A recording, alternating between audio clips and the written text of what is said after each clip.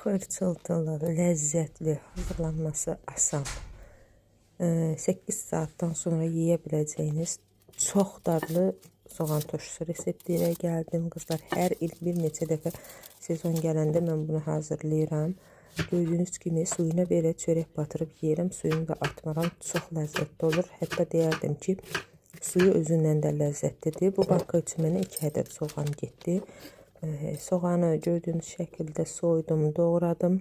2 ədəd dəfnə yarpağı, qaroşik istiot əlavə etdim və sırayla soğanları yığdım. Bir qaşıq duz, yarım armud stəkan alma sirkəsi və üzərini keçəcək qədər qaynar su tökdüm, tərs çevirdim.